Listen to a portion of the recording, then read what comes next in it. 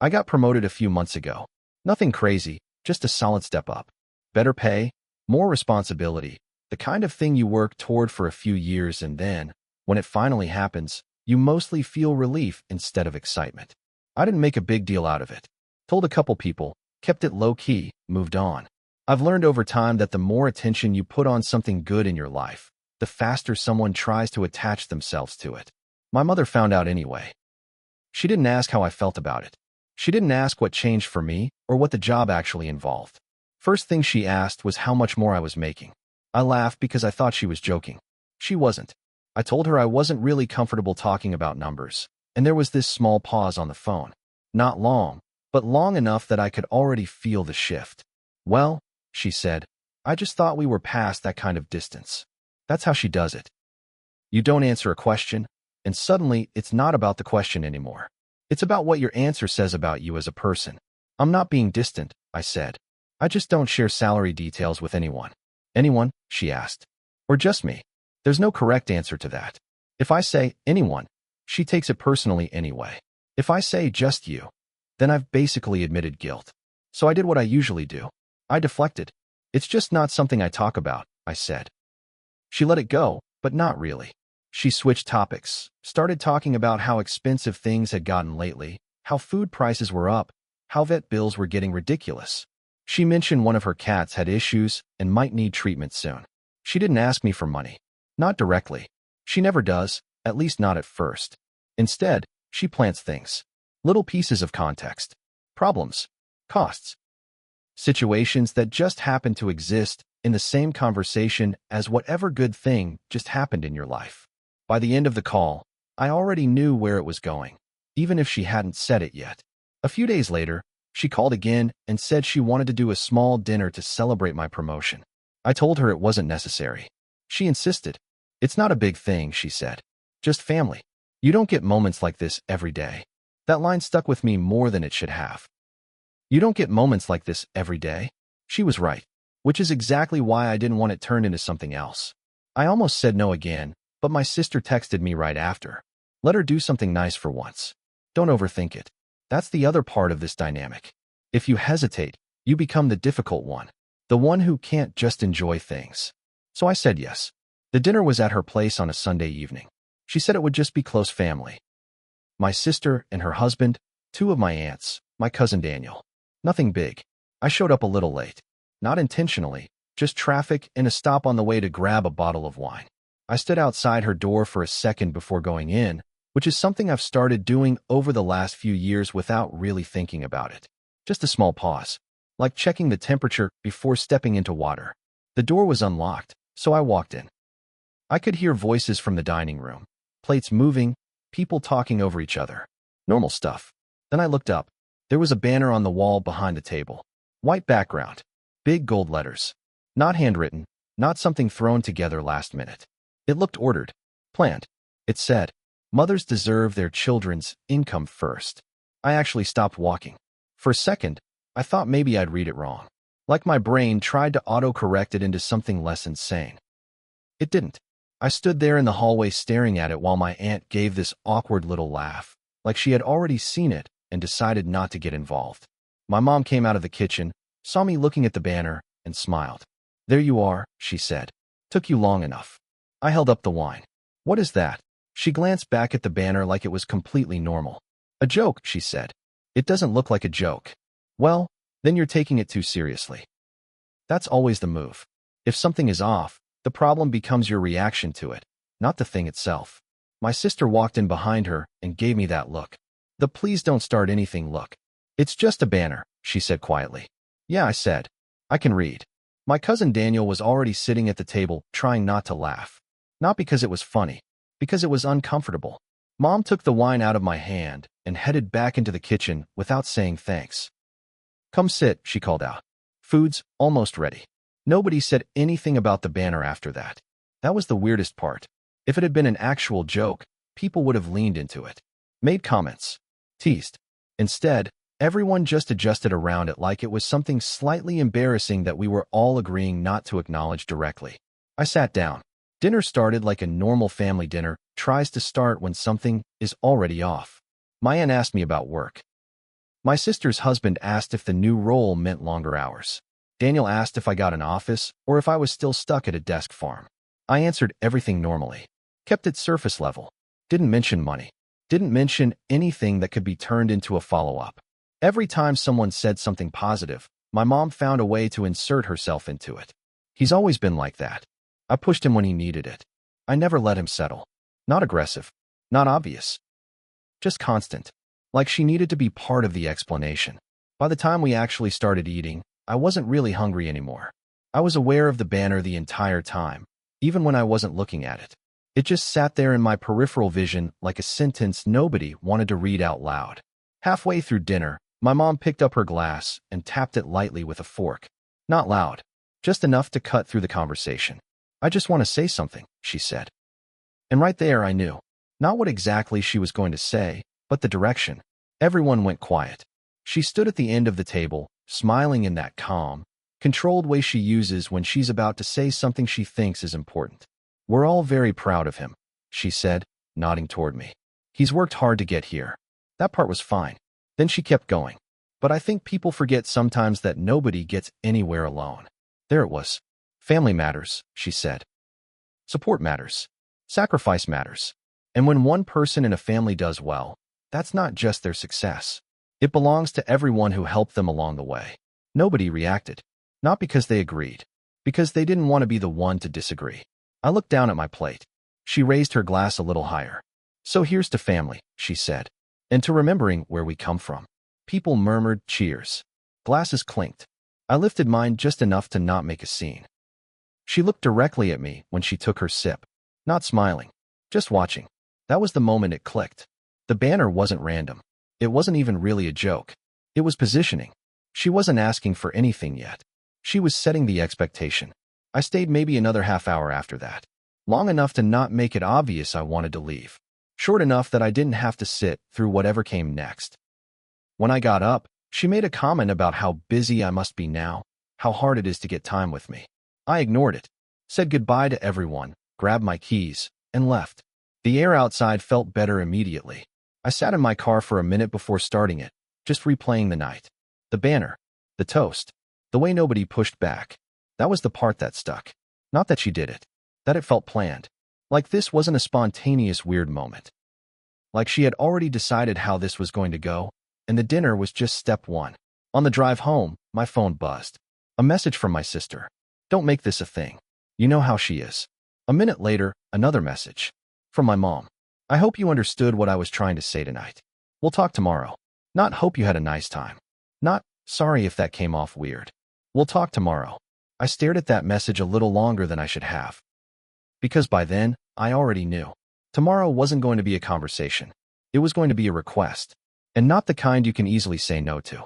She texted me at 8:14 the next morning. Not early enough to look desperate. Not late enough to look careless. Right in that sweet spot where it felt deliberate but still deniable. "Let me know when you have a minute today. I want to talk without everyone around." I saw it while I was making coffee before work and just left it there. That was another thing I had learned with her. If you replied too fast, she took that as an open channel. If you waited too long, she acted hurt. There was a narrow middle ground where you could seem normal without accidentally inviting a full performance. So I waited until I got to the office. "I've got meetings most of the day. You can text me if it's important." She responded almost immediately. "I'd rather not do this by text." Which, translated, meant I want tone. I want pauses. I want to be able to say things in a way that can't be screenshotted later. I stared at that for a second, then typed the same kind of answer I use with clients when I already know a phone call is going to be annoying. Text is easier for me today. There was a 3-minute gap. Then the paragraph came in. "I didn't want to put you on the spot last night, but I do think we need to have a mature conversation now that your life is changing. I know you hate talking about money, but money is part of adulthood, and families need to be honest with each other. This isn't about taking from you. It's about building something healthy and fair instead of pretending your success exists separately from the people who helped you reach it." I actually leaned back in my chair and laughed once. Not because it was funny, because there it was. Right on schedule. The language was exactly what I expected. Nothing crude. Nothing easy to point at and say, "See? That's insane." Just enough polish to make it sound reasonable if you didn't know the pattern. I didn't answer right away. I had an actual job to do, and part of me hoped if I let it sit, she might lose momentum. Instead, she doubled down 20 minutes later. You know, I've never asked you for anything major, but your promotion changes things. It means you're in a position now where family support should be something you think about as part of your budget, not as an occasional favor. Then another message. I've put years into this family, and yes, into you. I don't regret that. But I also think it's time for some stability on my side, especially with the rescue. There it was. Not a direct ask yet, just the runway being laid out. I should probably explain something here, because otherwise this part sounds smaller than it was. My mother had asked me for money before, but always in fragments. A vet bill, medication, food, just until next week, just until donations come in, just while I catch up. It was always framed as temporary, situational, specific. This was different. This had structure. I could feel that before she even said the number. I had 2 meetings back to back, and by the time I got out of the second one, she had sent me an email, an actual email. Subject line, family support proposal. That was the point where I knew she had spent more than one evening thinking about this. I opened it at my desk and just stared at the screen for a second. The email itself was written like she was doing me a favor by being organized. She said she wanted to avoid confusion and emotional misunderstandings. She said that now that I had entered a more secure earning phase, it would be responsible for me to think in terms of recurring support instead of unpredictable one-off help. She said regular contributions created dignity and removed the discomfort of repeated asking. Then came the part that made my jaw tighten. She suggested I commit to a fixed monthly transfer. Not half my paycheck. Not some cartoon number. That would have almost been easier to reject. She asked for $850 a month. She broke it down in bullet points. Rescue food and litter. Emergency vet reserve. Transportation and fuel. Household buffer during high intake periods. General family support. That last category was doing a lot of work. At the bottom, she wrote, "This amount is reasonable for your new position and would still leave you with plenty of room to build your own future. I'm not asking you to sacrifice. I'm asking you to include the people who sacrificed for you." Then, almost like she wanted to make it even worse, she attached a spreadsheet. Not a very good one. Just enough to look serious. Rows. Monthly estimates. A few highlighted cells. Big round numbers that didn't feel fully honest. I read it twice. Then I closed the email and opened it again, just to make sure I hadn't somehow invented the whole thing out of irritation. I hadn't. My phone buzzed. Please read it fully before reacting emotionally. That message almost got a reply right away. Something sharp. Something deserved.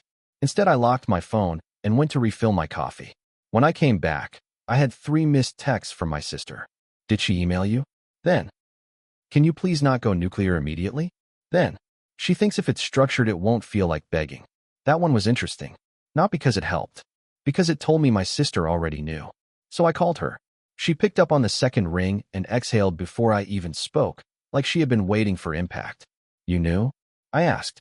It's not like that, she said immediately. That's not an answer.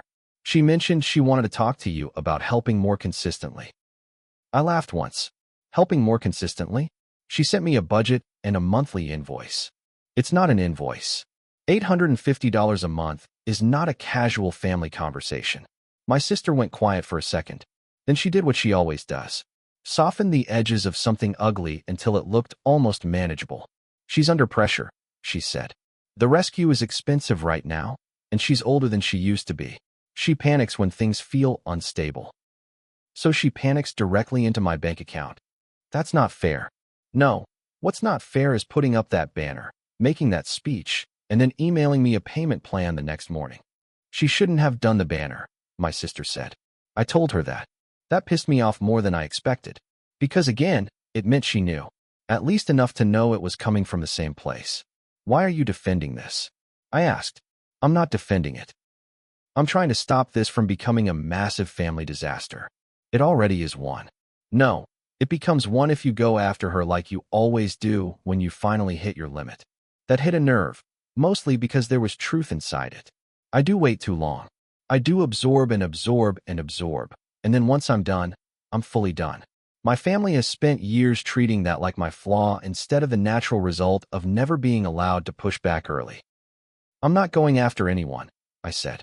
I'm saying no. Well, maybe don't say it like that. I actually smiled at my desk when she said that.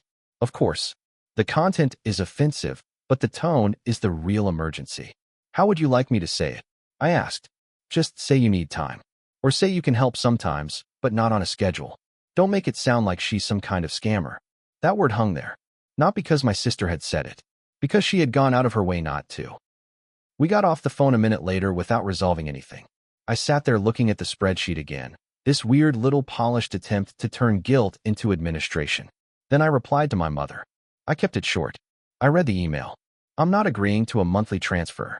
If there's an emergency with a specific bill, you can tell me what it is, but I'm not adding recurring payments to my budget. I read it 3 times before sending it. Clear, calm, not insulting. Exactly the kind of message an adult sends when trying not to escalate something. She answered in under a minute. So after everything, your answer is no? I typed, erased, retyped. My answer is no to a recurring transfer. Yes. She called immediately. I let it ring. She called again. I let it ring again. Then the text started. I am trying to handle this respectfully. You are reducing a family conversation to a transaction. Do you have any idea how humiliating it is to even ask? That one was rich, considering the banner. I didn't answer. She waited 6 minutes, then sent the message I knew was coming.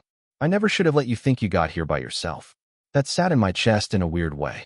Not because it was surprising. Because she had finally dropped the careful tone for a second and let the actual belief show through. I put my phone face down and forced myself to work for the next hour. At lunch, I checked it again. She had sent a long message. Longer than the others. Not furious. Worse. Wounded. You always do this. You act like any expectation is abuse. No one is trying to control you. I am asking for consistency because instability is exhausting. I have spent years putting everyone else first, and now that you're finally in a position to bring some security into this family, suddenly boundaries matter. Funny how people discover privacy and financial independence the second they're asked to give back. Then, and for the record, the rescue is not some hobby. Those animals eat before I do some weeks. But you wouldn't know that because you only drop in when it's convenient and judge what you don't understand. That part annoyed me for a different reason. Because there was enough truth in it to make the manipulation harder to untangle cleanly. I didn't think the cats were fake. I thought she used them. There's a difference, and people outside these dynamics never seem to get it. They hear animal rescue and decide you must be dealing with a generous person. They don't understand how easily a real need can become a moral weapon. I didn't answer her message either. At around 3 in the afternoon, my Aunt Marie texted me, which told me exactly what had happened. Once my mother realized guilt alone wasn't going to work, she had moved to audience expansion. Your mom is upset. Maybe just hear her out. She's proud of you and probably handled it badly, but I don't think her heart is in the wrong place. That phrase, her heart is in the right place. People use it like a coupon for bad behavior. I replied with the safest thing possible. I heard her out. I'm just not agreeing to a monthly payment. My aunt never responded. At 5:30, as I was leaving work, my mother sent one final text. You need to understand this is about more than money. It's about what kind of son you want to be. That was the message that followed me into the parking lot. Not because it changed my mind. Because it made everything underneath the money impossible to ignore anymore. She wasn't asking for help. She was trying to define my refusal as a character flaw. That was always the real mechanism. Money was just the instrument. Control was the goal. If I paid, I wasn't just helping. I was confirming the hierarchy. I was agreeing that my progress came with an automatic family claim attached to it, administered by her. I sat in my car and read the whole chain again. The banner, the toast, the email, the spreadsheet, the pressure from my sister. My aunt suddenly appearing out of nowhere. This hadn't come out of thin air. She had been building toward it. And once I stopped looking at it like one ugly request and started looking at it like a pattern, something else clicked into place too. That spreadsheet didn't just feel manipulative. It felt practiced. Like this wasn't the first time she had turned the rescue into a structure for pulling money in and controlling the story around it. That thought stayed with me all the way home. And by the time I pulled into my driveway, I had moved past being offended. I was suspicious, not of the cats, of the way she hid behind them. I didn't go over there that night. A few years earlier, I probably would have. I would have driven to her house angry, walked into the middle of it, and let her drag me into one of those circular conversations where the facts stopped matching after about 30 seconds. She was good at those. Good at making you defend your tone instead of your point. Good at taking a simple issue and turning it into a referendum on whether you were cruel, selfish, cold, arrogant, or not yourself lately. So I stayed home. I made dinner, barely touched it, and sat on my couch with my phone face down next to me like it might bite me if I looked at it too often. At around 8, my sister called. I almost didn't answer, but I knew if I ignored her too, that would just become part of the story by morning. Hey, I said. She didn't bother with small talk. She's crying. Okay. There was a pause. Seriously, she asked. That's all you have?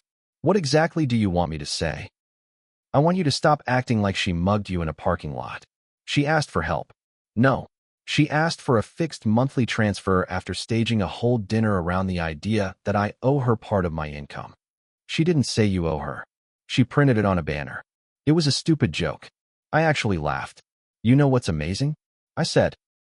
Everybody keeps calling it a joke, but nobody can explain why the joke needed to come with a speech, an email, a spreadsheet, and a follow-up campaign. My sister got quiet for a second. I could hear her husband moving around in the background, cabinet doors opening and closing. She handled it badly, she said finally. I'm not arguing that. I'm saying you don't have to turn this into a permanent break. Who said anything about a permanent break? You get like this. There it was again. Not what she did. How I got. I leaned back and rubbed my face. You know what I think is insane? The speed. Less than 24 hours. That's what gets me. She couldn't even let one thing be about me for a full day before trying to build a payment structure around it. That's not fair, my sister said. The rescue is part of her life. It wasn't random. No, it wasn't random. That's exactly the problem. My sister exhaled into the phone. She's scared, she said. You know things are getting harder for her. With what? Money. With everything. The house, the cats, getting older, feeling like she has no safety net. You're stable now. She sees that. That word sat there for a second. Stable. As if stability was a public resource. As if the second one person in a family gets their feet under them, everybody else gets to walk in and start assigning meaning to it. I'm not her retirement plan, I said. She didn't say you were. She didn't have to. The call went nowhere after that. My sister kept trying to reframe it as messy concern. I kept dragging it back to what actually happened. Neither of us changed the other's mind, and when we hung up, I had that familiar, exhausted feeling that comes from being trapped in a conversation where the obvious point is somehow the least acceptable one. I didn't hear from my mother again that night, which meant she was regrouping. The next morning, I woke up to a Facebook post. Not tagged, not named. Just one of those vague, public performances people do when they want maximum sympathy with minimum accountability. It was a picture of one of her older rescue cats wrapped in a blanket.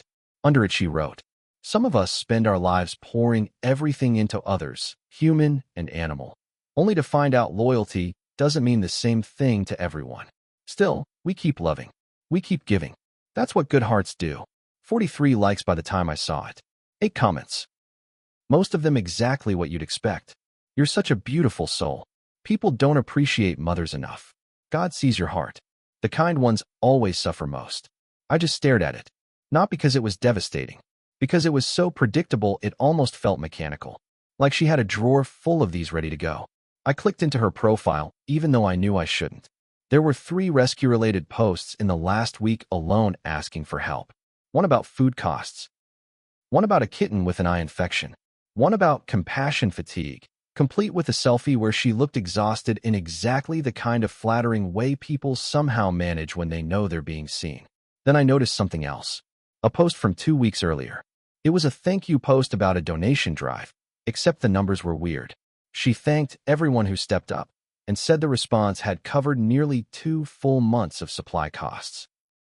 That didn't line up with the spreadsheet she'd sent me. According to her spreadsheet, 1 month of rescue food and litter alone was almost what she had implied those donations covered for 2 months, and that was before vet reserves, transportation, and the mystery category labeled General Family Support. I opened the spreadsheet again on my phone, then the Facebook post, then the spreadsheet. I'm not an accountant, but I work in operations. My whole job is basically pattern recognition plus paperwork plus asking, why do these numbers not match what people are saying? So once I noticed that first inconsistency, I couldn't unsee it. At lunch, I called Daniel. Not because Daniel was especially wise. He wasn't. But he was around family events without taking any of them too seriously, which made him one of the few people who sometimes answer questions honestly by accident. He picked up on the fourth ring. "What's up?" he said. "Need to ask you something. You sound like a cop." "I just want information." That's exactly what a cop would say. "Did my mom talk to you after the dinner?" A short pause. "Kind of." "How kind of?" "She called me Monday night," he said. "Mostly just complained." "About me?" "Obviously about you." I got up from my desk and stepped into an empty meeting room. "What did she say?" He hesitated. "You sure you want the cleaned up version or the real version?" "The real version."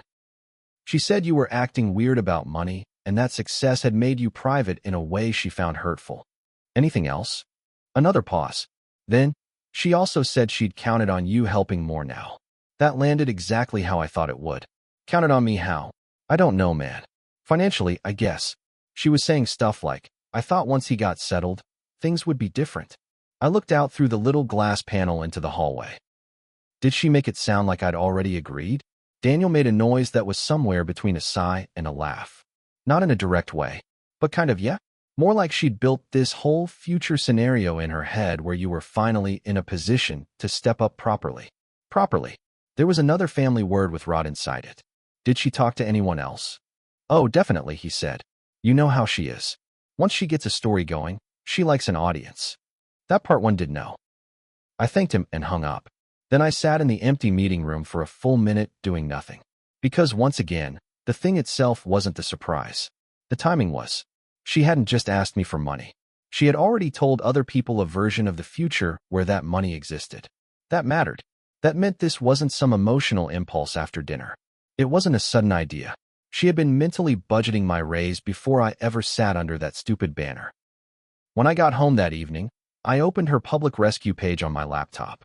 It took about 10 minutes to realize the page was less organized than she claimed and more active than I'd understood. There were donation requests everywhere.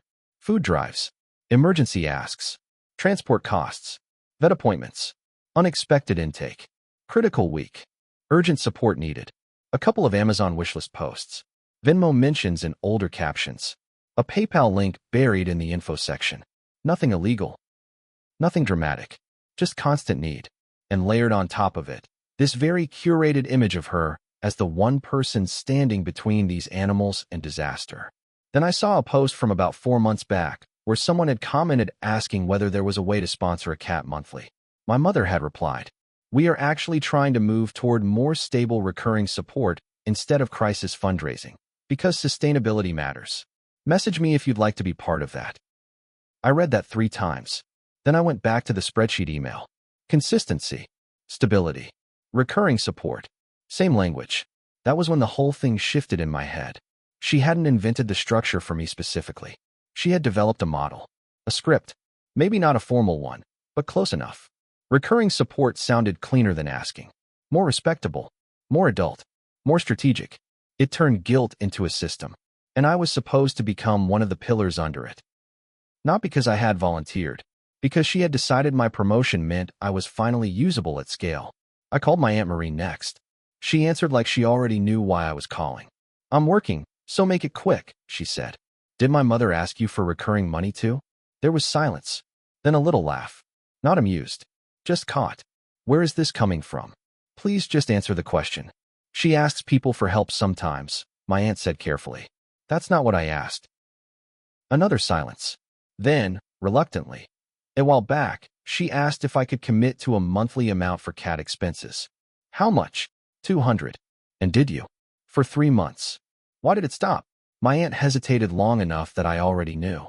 "Because she started talking like it wasn't help anymore," she said finally. It started sounding expected. That hit in a very specific way. Not because it was shocking, because it was almost boring in how familiar it felt. Expected. That was her whole system. Help was never help for long. It aged into obligation the second she got comfortable with it. "Did she tell you where the money went?" I asked. "She said rescue costs." "Do you think that's what it was?" My aunt made a tired sound. "I think some of it was. I also think your mother doesn't separate anything cleanly. Groceries become rescue. Gas becomes rescue. how stuff becomes rescue if there are cats in the house. It all turns into one big moral category. That was the clearest anyone in my family had ever described it. One big moral category. Exactly. That was why confronting it always felt so slippery. Because it wasn't like she was inventing everything. She was just blending real need, emotional pressure, and personal convenience until nobody could untangle where one ended and the other began. Why didn't you tell me? I asked.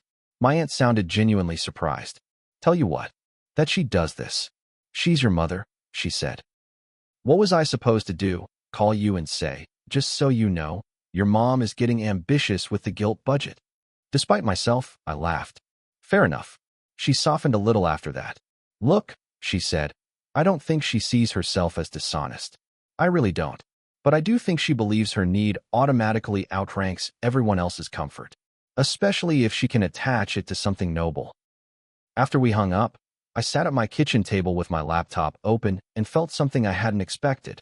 Not rage. Clarity. This wasn't about one bad ask after one bad dinner.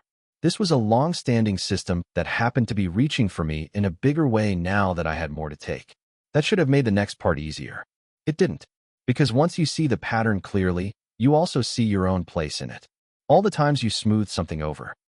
All the times you gave money because it felt easier than being cast as heartless. All the times you let her define what counted as kindness and what counted as betrayal. At around 9 that night, she texted me again. I see you haven't responded further. I assume that means you're still committed to misunderstanding me. I didn't answer. A minute later, I hope you realize how many people see what this is really about. There it was. Not even subtle anymore. Not I'm hurt. Not can we talk. Audience. Reputation. Pressure. I stared at the message, then put the phone down and got up to make tea I didn't really want. When I came back, there was one more text. If you're going to refuse, at least be honest enough to say you simply don't want to help. Don't hide behind principles now that you've finally got money. That one got under my skin. Because it was close enough to something ugly and recognizable that it scraped old wiring. The version of me she had spent years trying to create was a person who always had to prove he wasn't selfish. A person who had to keep giving not because the request made sense, but because refusal would confirm the accusation. I didn't answer that either. Instead, I opened my banking app and looked at my own numbers. Rent, savings, car payment, insurance, normal adult life. Nothing extravagant, nothing secret, just the ordinary structure I had spent years trying to build. Then I opened the rescue page again, then the spreadsheet, then my aunt's texts, then my mother's message about what kind of son you want to be. And right there, finally, one thought settled hard enough to stay. She was never going to accept a boundary that didn't come with a punishment. Not emotionally, not socially, not publicly. Which meant the real question was no longer whether I could say no politely. The real question was how much fallout I was willing to sit through after I did. And once I admitted that to myself, I knew the next conversation wasn't going to be about explaining. It was going to be about ending the argument. I didn't respond that night. Not because I didn't have anything to say. Because for the first time, I realized saying the right thing wouldn't fix anything. It would just give her more material to work with. More angles. More ways to twist it into something else. So I went to sleep with my phone on silent. The next morning, I woke up before my alarm and checked it out of habit. 3 messages from her. I hope you've had time to think. Silence is also an answer. I won't keep chasing you for a conversation you clearly don't respect. I read them once, then put the phone down and got ready for work. By the time I got to the office, my mind was quieter than it had been in days. Not calm, just settled. There's a point in these situations where you stop hoping the other person will understand, and you start deciding what you're willing to live with. Not what sounds fair, not what sounds good in a conversation. What you can actually carry forward without resenting yourself. I opened her email again. The spreadsheet. The neat little categories. The monthly totals sitting there like it had always belonged to her. Then I opened her rescue page. Scrolled. Same posts. Same tone. Same constant sense of urgency wrapped in virtue. Then I did something simple. I searched for local animal shelters. Real ones. Registered. Transparent. Places that actually published their numbers, listed their staff, showed where donations went. It took about 10 minutes to find one that felt legitimate. They had clear reporting, regular updates, actual photos that weren't staged for sympathy. Vet partnerships. Volunteer lists. None of the vague emotional fog my mother used as her main currency. I clicked donate. I didn't overthink the amount. I sent a one-time donation that was significant enough to matter, but not performative. Enough that if someone asked me later whether I helped, the answer would be yes without hesitation. Then I downloaded the receipt, sat there for a second, and opened a new message. I didn't write a speech. I didn't explain everything I had realized. I didn't try to educate her. I just kept it simple. I'm not doing a monthly transfer. Then I attached the receipt. If helping animals is the goal, I've made a donation to a registered shelter with full transparency. I stared at the message for a second longer, then added one more line. I'm not discussing this further. And I sent it. No hesitation. No edits. Just sent. She called within 30 seconds. I didn't answer. She called again. I didn't answer. Then the text started. Fast this time. No pauses. No careful tone. What is this? You think this is funny? You went behind my back to make a point? I let them come in without opening them. Then, so you'd rather give money to strangers than support your own mother. That tells me everything I need to know. That one I opened. Not because I needed to respond. Because I wanted to see how far she would go without getting what she wanted. Another message came right after. You've embarrassed me. Do you understand that? After everything I said to people about you stepping up, you go and do something like this? There it was. Not the cats. Not the need. The embarrassment. The story she had already told other people that now didn't line up with reality. I sat there at my desk reading that, and for the first time since all of this started, I felt something close to calm. Because the truth was out. Not publicly, but clearly enough for me. This had never been about support. It had been about control and expectation, dressed up in something that sounded moral. She called again. I declined it again. Then I sent one final message. Short. Flat. No room to work with. I'm not your budget. I'm your son. If you want a relationship, it can't be based on money. I watched the typing bubble appear. Disappear. Appear again. Then the message came. Long. Angry. Not careful anymore. Don't talk to me about what a relationship should be. I've carried this family on my back while you built your independence. You don't get to rewrite the rules now that it suits you. And don't pretend this is about principle. This is about you not wanting to give anything back unless it benefits you. I read it once. Then I locked my phone. Because there was nothing in there that needed answering. That's another thing people don't tell you. At some point, continuing to respond stops being communication and starts being participation. And I was done participating. The fallout didn't explode all at once. It spread. My sister called that evening. You didn't have to do it like that, she said immediately. Like what? Sending money somewhere else. That was a statement. Yes. You knew it would set her off. She was already set off. That made it worse. I leaned back in my chair. She wanted a recurring payment. I said no. I still helped animals. That's the part everyone keeps pretending not to see. That's not the point. Exactly, I said. It's not about the animals. She went quiet. That was the closest she got to agreeing. She feels humiliated, my sister said after a moment. She said that. Well, she is. I didn't humiliate her. I didn't post anything. I didn't tell anyone. I sent her a receipt and said I'm not doing monthly transfers.